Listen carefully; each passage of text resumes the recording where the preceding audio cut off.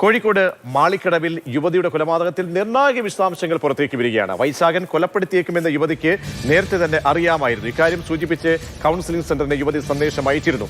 താൻ ആത്മഹത്യ ചെയ്യില്ല എന്നും എന്തെങ്കിലും സംഭവിച്ചു കഴിഞ്ഞാൽ ഉത്തരവാദി വൈശാഖനായിരിക്കുമെന്നുമാണ് ഈ സന്ദേശത്തിൽ പറയുന്നത്.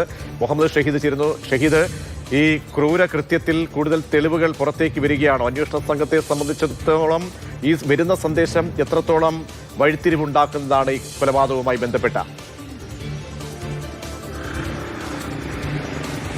തീർച്ചയായും മാളിക്കടവിലെ യുവതി കൊല്ലപ്പെടുന്ന അന്ന് രാവിലെ കൗൺസിലർക്ക് അയച്ച ഈ വാട്സപ്പ് സന്ദേശമാണ് ഇപ്പോൾ പുറത്തു വന്നിരിക്കുന്നത്. പുറത്തു വരികയല്ല, അന്വേഷണ സംഘത്തിന് ആ വാട്സപ്പ് സന്ദേശം ലഭിക്കുകയാണ് ചെയ്തത്. കഴിഞ്ഞ ദിവസമാണ് ഈ കൗൺസിലറുടെ മൊഴി, കല്ലായി സ്വദേശിയായ കൗൺസിലറുടെ മൊഴി അന്വേഷണ സംഘം രേഖപ്പെടുത്തിയത്. അപ്പോഴാണ് ഈ കൗൺസിലർ ഇക്കാര്യം പറഞ്ഞത്. അതായത് അന്ന് രാവിലെ 9:20 സമയത്ത് തനിക്ക് ഇത്തരത്തിലൊരു വാട്സപ്പ് സന്ദേശം യുവതിയിൽ നിന്ന് ലഭിച്ചിരുന്നു.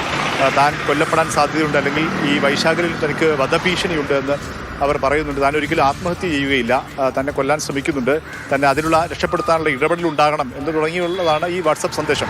അതായത് കൗൺസിലർ ഈ സന്ദേശം ശ്രദ്ധിച്ചിരുന്നില്ല എന്നാണ് നമ്മൾ മനസ്സിലാക്കുന്നത്. വാട്സപ്പ് സന്ദേശം അത് കാണാൻ കഴിഞ്ഞിരുന്നില്ല. വൈകുന്നേരമാണ് കൗൺസിലറുടെ ശ്രദ്ധയിൽ ഈ സന്ദേശം, യുവതി അയച്ച സന്ദേശം ശ്രദ്ധയിൽപ്പെടുന്നത്. പക്ഷേ അപ്പോഴേക്കും കൊലപാതകം, വധം നടന്നിരുന്നു എന്നുള്ളതാണ് ഏറ്റവും സങ്കടകരമായ കാര്യം.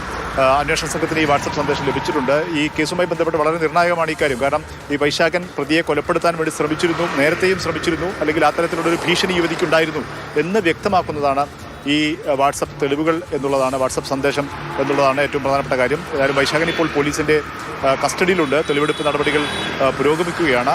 പോലീസ് ഇതിൻ്റെ തുടർ നടപടിയിലേക്ക് നീങ്ങുകയാണ്. അതിനിടയിലാണ് പുതിയ തെളിവുകൾ പോലീസിന് ലഭിക്കുന്നത്.